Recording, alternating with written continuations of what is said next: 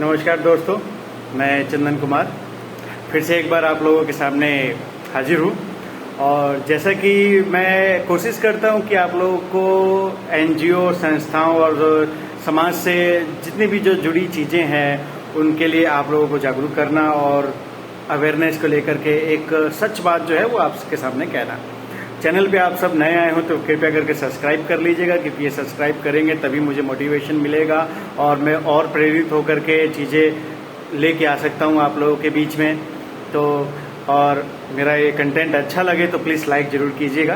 तो चलिए अब शुरू करते हैं। सबसे पहले तो आज का हमारा टॉपिक है कि एनजीओ खोलने के लिए क्या क्या प्रोसेस होते हैं और एनजीओ खोलनी चाहिए या नहीं खोलनी चाहिए, इसके बारे में हम सब बात करेंगे। तो सवाल नंबर का सबसे जो पहला जो अर्थ है कि एनजीओ खोलनी चाहिए कि नहीं खोलनी चाहिए। देखिए, ऐसा है कि सब कोई समाज सेवा करना चाहता है और हमारे भारतीय इतिहास में हम पहले से ही समाज सेवा ऑलरेडी करते हुए आ रहे हैं। ये एक बहुत ही प्रसिद्ध और बहुत ही मतलब शानदार चीज़ है और कह लीजिए कि एक पीसफुल लाइफ, मतलब मज़ा आ जाता है जब हम देखते हैं, जब हम दूसरों की मदद करते हैं। तो हाँ, वो बात अलग है, आजकल का नया ट्रेंड चल रहा है कि लोग बाग उसको दिखावे के रूप में लेकर के बहुत आते हैं, लेकिन अभी भी ऐसे लोग हैं जो सेवा करते हैं पर वो दिखावा उखावा नहीं करते। क्योंकि कादर खान का एक बड़ा अच्छा डायलॉग आप लोगों ने सुना भी होगा कि आप अगर किसी की मदद करते हैं तो दाहिने हाथ से अगर आप मदद करें तो बाएं हाथ को पता नहीं चलना चाहिए, आप इस तरीके से मदद करें। लेकिन आज का युग ऐसा है और मैं भी अगर आपके सामने कुछ कह रहा हूँ तो मेरा भी स्वार्थ ये है कि मैं आपके सामने क्लियर बोलूँगा। मैं ये वीडियो इसलिए बना रहा हूँ कि आप ये वीडियो देखें, लाइक करें, पसंद करें और अवेयर हों, और वो जो मुझे व्यूज़ मिलेंगे उसमें मैं अपनी एनजीओ को चला सकता हूँ और एनजीओ को लेगो के या फिर एनजीओ में जो मेरी टीम है मैं कहीं ना कहीं उनको सैलरी दे सकता हूँ। तो ये है मेरा जो आपका उद्देश्य, ये आपके सामने क्लियर है। तो अब हम बात करते हैं एनजीओ। देखिए, एनजीओ में क्या होता है कि सबसे पहले तो अगर आप एनजीओ खोलना चाहते हैं तो एनजीओ कोई भी खोल सकता है, ठीक है, कोई भी चीज़ें खोल सकता है। और एनजीओ में 3 चीज़ें होती हैं। सबसे पहले तो एक होता है ट्रस्ट, एक होता है सोसाइटी और एक होता है सेक्शन 8 कंपनी। ये तीनों एनजीओ ही होते हैं, ठीक है जी, ये तीनों ही एनजीओ होते हैं। डिपेंड करता है कि आपका ऑब्जेक्ट क्या है, आपका उद्देश्य क्या है कि आप एनजीओ किस लिए खोलना चाहते हैं। कोई लोग हैं जो जानवरों से ज़्यादा प्रेम करते हैं तो उनके लिए कोई एनजीओ खोल लेते हैं। कई लोग हैं जो एजुकेशन के ऊपर में कुछ करना चाह रहे हैं तो वो लोग अपने एजुकेशन को लेकर के प्रमोट करते हैं, चीज़ों को लेकर के। कई लोग हैं जो स्पोर्ट्स को लेकर के चलते हैं तो स्पोर्ट्स को लेकर के। कई लोग हैं जो हेल्थ को लेकर के प्रमोट करना चाहते हैं, वो हेल्थ की चीज़ें वहाँ पे दिखाते हैं।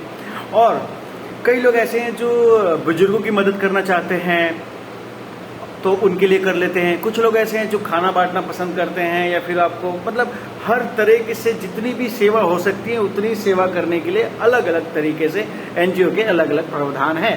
वो डिपेंड करता है कि आपका उद्देश्य क्या है, वो आपको क्लियर होना चाहिए कि आप एनजीओ क्यों खोल रहे हैं और उसके पीछे उद्देश्य क्या है, ठीक है जी। तो मैंने 3 चीज़ें बता दी आपको।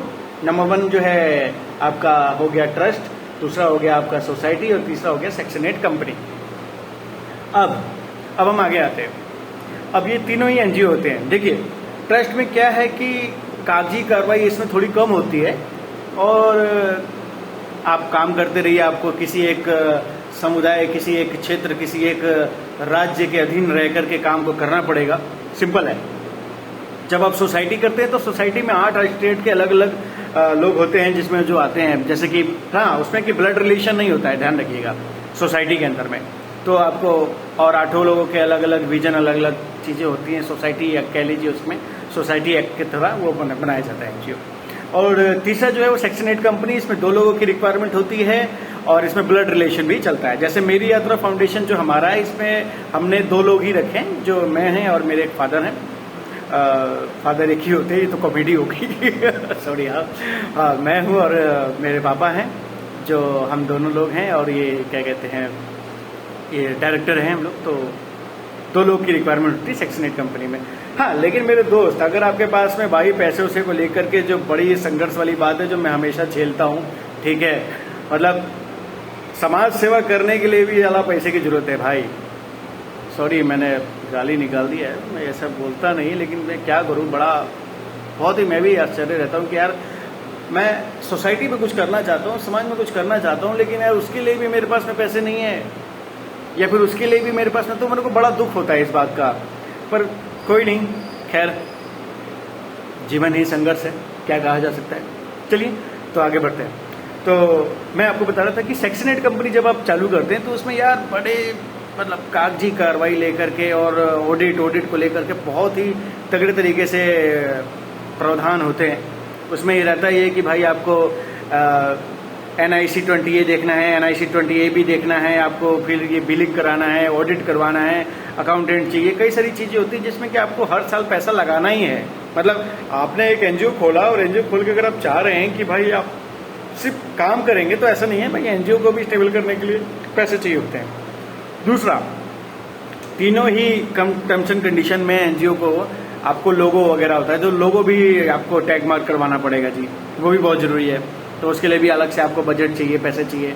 तो पैसे का लेकर के देखो, हर पूरा घुमा करके अगर मैं बात करता हूँ ना तो पैसा पॉइंट पे आ ही जाता है, कहीं ना कहीं पैसा आ ही जाता है। तो पैसा इंपॉर्टेंट है भाई, संस्था चलाने के लिए भी पैसा चाहिए भाई मेरे, संस्था चलाने के लिए भी चाहिए, ठीक है, समाज सेवा करने के लिए भी पैसा चाहिए। ऐसा नहीं है कि हाँ भाई आपको लगता है कि आपको नहीं। हाँ, यूट्यूब है भाई, यूट्यूब अच्छा माध्यम है, आप लोग देख रहे हैं, चीज़ें समझ रहे हैं। एक बार मैं कोशिश करूंगा कि आप लोगों को मैं अपने NGO को भी विजिट करवाऊं, जिन बच्चों के साथ मैं काम कर रहा हूं, लोगों से भी आप लोगों को जरूर मिलाऊंगा। और मेरी जो पिछली वीडियो आप लोगों ने देखी कि भाई वो भी आपने अच्छा रिस्पांस उस पर भी दिया है, अब देखिए उसको भी और भी अच्छा लगेगा। और आप लाइक और सब्सक्राइब करना ना भूलें, ये जरूर आप करें। तो मैंने आपको बता दिया, पहला बताया आपको ट्रस्ट, दूसरा बताया सोसाइटी, तीसरा बताया आपको सेक्शन 8 कंपनी। तीनों ही NGO होती हैं, कंफ्यूज मत होइएगा, मैं बार बार बोल रहा हूँ, तीनों ही NGO होती हैं, इसमें आप कर सकते हैं, ठीक है।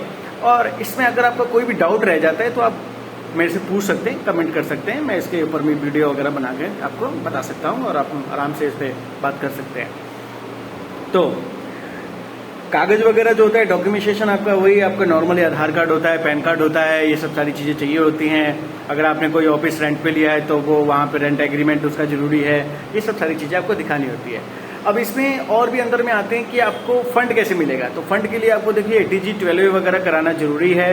कुछ चीज़ों में इसके अलग अलग टर्म्स एंड कंडीशन है, जब आप आगे बढ़िएगा तो आपको समझ में आएगा। मतलब किसी में 5 साल का टाइम चाहिए होता है, किसी में कुछ वर्किंग दिखाने होते हैं, चीज़ें दिखानी होती हैं। इन सब में ध्यान रखते हुए सबसे पहले आपका क्या है, मैं बार बार आपको बोल रहा हूँ कि आपका विजन क्लियर होना चाहिए, ठीक है।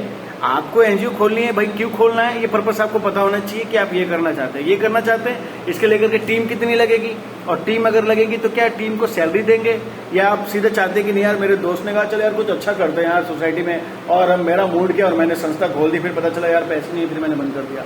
अरे भाई यही होता है, ठीक है। कई लोगों की NGO इसलिए बंद पड़ी है क्योंकि वो कर नहीं पा रहे, क्योंकि उनके पास में पैसे नहीं है। और दूसरी बात में क्या है कि आपको चैनलाइज करना पड़ेगा चीज़ों को, ठीक है। आपको कम्युनिटी में निकलना पड़ेगा, कम्युनिटी में बोलना पड़ेगा, लोगों से बात व्यवहार बनाना पड़ेगा, रिलेशन आपका बिल्ड करना पड़ेगा। तो कई सारी चीज़ें ऐसी हैं जो आपको करना पड़ेगा भाई। ऐसा नहीं है कि हाँ NGO खोल दी और बन गया भाई सब हो गया जी समाज कल्याण, ऐसा नहीं होता है, ठीक है। काम करना पड़ता है उसके लिए, ठीक है, और कम्युनिटी में निकलना पड़ता है, ठीक है। अब ये सोचिएगा कि नहीं भाई मैं AC में बैठ करके NGO चला लूंगा, तो करते हैं कुछ लोग करते हैं, ऐसी बात नहीं है, लेकिन वैसा रियल में नहीं होता है, ठीक है। ग्राउंड की बात अलग है, तो आपको ग्राउंड में निकलना पड़ेगा दोस्त, और ग्राउंड में निकल करके ही आप अच्छे तरीके से काम कर पाएंगे, ठीक है। तो मैं आपको कहना चाह रहा था कि ये 3 तरह की चीज़ें होती हैं। डॉक्यूमेंट्स मैंने आपको बता दिए, NGO के बारे में मैंने बता दिया, और ये इसको अकाउंटेंट भी कर सकता है और उसको वकील भी करता है, ठीक है। ये दोनों तरीके से आप इसको करवा सकते हैं, डिपेंड करता है आपका विजन। तो विजन यार सॉलिड होना चाहिए, सबसे पहले विजन सॉलिड होना चाहिए। दूसरी बात में टीम स्ट्रांग होनी चाहिए, ठीक है। शॉर्ट टर्म प्लान मत बनाना कि हाँ मैंने ये कर दिया, ये करूंगा, वो करूंगा। विजन एकदम बियॉन्ड होना चाहिए कि हाँ आपको इस सोसाइटी के लिए, और छोटे गोल रखने हैं, ठीक है।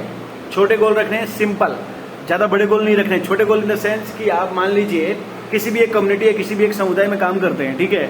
उस समुदाय को लेकर के वहाँ पे आपने बेसलाइन असेसमेंट कर लिया। बेसलाइन क्या होता है? बेसलाइन होता है कि आप वहाँ पे गए, आपने जाकर के पता किया कि यहाँ पे किसकी चीज़ों की रिसोर्स की कमी है, ठीक है। पानी नहीं आ रहा है, या एजुकेशन में बच्चे दूर जाते हैं पढ़ने के लिए, या फिर बच्चे नहीं पढ़ पाते हैं, या फिर इतने बच्चे इतने स्कूल में पढ़ रहे हैं तो लेकिन उनकी क्या है कि हिंदी की चीज़ें उनकी ठीक नहीं है, या फिर उनको इंग्लिश नहीं आती उनको, या फिर कंप्यूटर की नॉलेज उनको चाहिए। तो इसको कहते हैं बेस लाइन। ये सारी चीज़ें आप वहाँ पे कीजिए, आंगनबाड़ी पता कीजिए, हेल्थ सेक्टर पता कीजिए। इन सबको पता करने के बाद में एक बेस लाइन बनाइए। बेस लाइन के ऊपर मैं एक आपको वीडियो जरूर बनाऊंगा।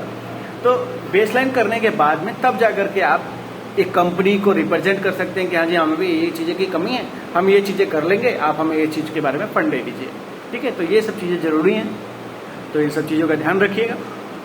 वीडियो में इतना ही, और मैं आप लोगों से अलविदा लेता हूं। और मैं ये फिर से कहना चाहूँगा, चैनल पर नए हैं तो सब्सक्राइब करना ना भूलें। आप चैनल पर सब्सक्राइब करेंगे, वीडियो देखेंगे, तभी मुझे मोटिवेशन मिलेगा और हम कुछ अच्छा और कर पाएंगे और भी बेहतर कुछ दिखा पाएंगे। Thank you so much. जय हिंद, वंदे मातरम, भारत माता की जय।